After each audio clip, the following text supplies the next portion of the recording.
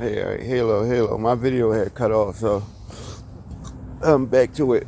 So yeah, he walked me to the door and shit. We walking through the door, and when we get to we get through the first door, we get to the second door that he locked, and he turned around and he like got his hand on the lock, and he turned around towards me and he like, yo, he said, yo, you got my niece in your car, right?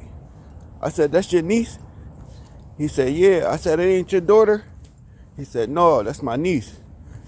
So he was like, yeah, I said, so why you coming at me about your niece if it ain't even your daughter and shit? He was like, no, I'm just saying, like, that's my folks and shit. So I'm like, what you saying? He was like, well, she not supposed to be here. So I'm like, all right, well, what you saying? Like, I'm not putting her out my car and shit. She not getting out my car to go with you. So he like, all right, well, watch. We'll see. I was like, all right, well, we'll see. He was like, yeah, that's my folks, extra. So we walk outside the club and shit. And I snatched the car door open. I passed her a drink. I'm like, yo, is this nigga your uncle? She's like, no, that ain't my fucking uncle. That's my aunt's boyfriend and all that shit. So I'm like, damn, bro, like, why you even coming at me about somebody that ain't even your folks and shit? Like, you on some weird shit. He was like, no, I'm just saying or whatever, like, but you can't come back to the club and all that, right? I'm like, all right, whatever. I jump in the car and leave. Me and Shorty leave. So the next morning, I get a phone call from one of my ex-girlfriends that was a part of the club and all that shit. She called me talking about, yo, I brought a chick to the club knowing that she be there and all this weird shit, and she wanted to fight and all that. So I'm like, all right, what the fuck, like I could do what the fuck I want. So she like, no, I want to fight. Tell that girl she gotta come back around here and fight and all this weird shit. So I'm like, all right, fuck it. You really want to rumble? I'm gonna bring her around. So we get in the car. Boom. It's me, the chick that I brought to the club, my little brother, his friend, and my sister. And the chick had one of her friends with her. Shit. So we slide down back to the motorcycle club and shit. I pull up in front of the club. They like, no, don't park on the block. They gonna fight around the corner. We not fighting in front of the club because we don't want to get it shut down. But I didn't really give a fuck because you told me I couldn't go here anyway. So I'm like, all right, fuck it. We pull around the block. Boom. We walk around the corner. We get back to in front of the club and shit. And we like, yeah, the shorty that I was with the night at the club, she like, yeah, where she at or whatever. Tell her I'm out here, I'm ready to fight. So next thing you know, when she say that, the shorty come out the crib out of the side of the house and try to sneak her. She wound up fucking her up. You know what I mean? Slamming her all in the pool and all that shit, right? So while she fucking her up, it's like it's summertime, a whole block party. Like, then it look like a block party. They got pools and shit out on the street and all that, little kid pools. They out there rumbling. So the whole time they rumbling and shit, me and my folks, we standing there watching the shit. Next thing you know, you hear somebody from the motorcycle club, one of the chicks from the motorcycle club screaming, Will hit a kid. Will hit a kid. Once she said that, all the niggas from the motorcycle club start running out the club with fucking sticks, bats, all types of shit. Started to run out the club, chasing towards me and shit. So bang, we wound up getting into a whole free fall. We out there fucking rumbling these niggas, right? So, like me, my brother, the people that I brought with me rumbling down there, like 30 fucking people from the motorcycle club and shit. So we fighting from in front of the club all the way back to where we parked the car at. So we finally fight towards the car. We get to the car. I'm trying to open the door. I open the door and shit. Try to start it up. Try to get my people in the car so we could get the fuck up out of there. But we still rumbling. We surrounding and shit. We fighting and shit. The whole time I never really got hit. I never got hit at all and shit. But the motherfuckers was out there. We was getting it. You feel me? And bang. I put the keys in the car. I started the car.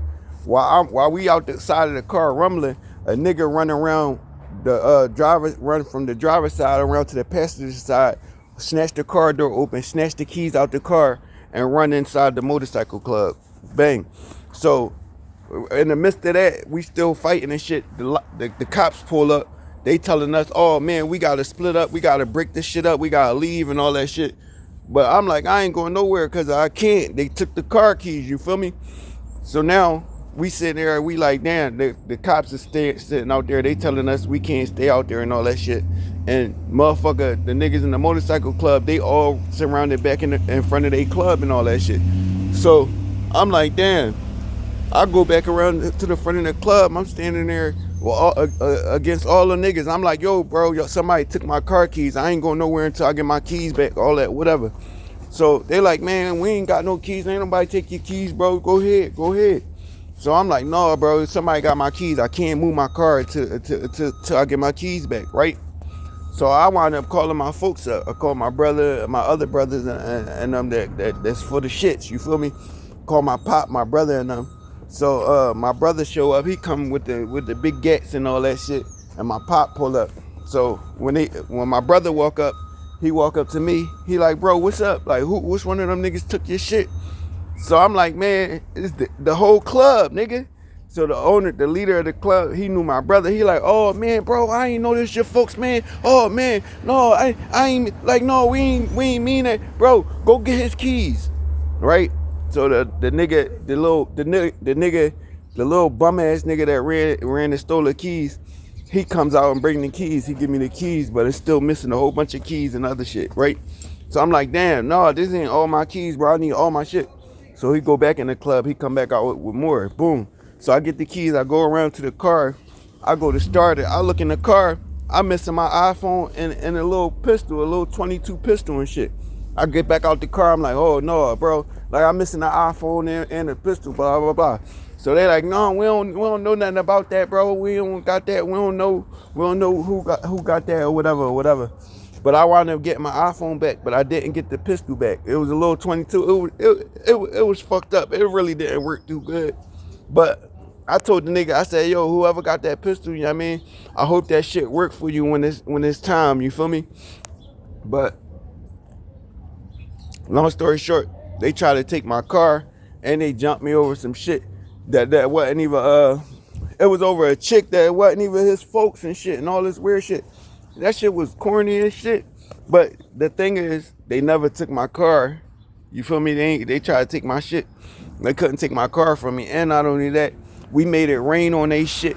We made it rain on that fucking club for down there fucking 14 nights. You feel me? 14 nights we going around there blaming on that shit, tearing it up. But long story short is like the people who was close to me and shit, I feel as though they the ones that had planned this shit out to the point where, oh yeah, we're gonna get him to come around to the club, we're gonna jump and we're gonna take his car and all this weird shit. But they wind up, I never got fucked up, never got touched, and I wound up still leaving with my car, so all that shit was pointless. You feel me? But yeah, that's a little story, and it's something I experienced and shit.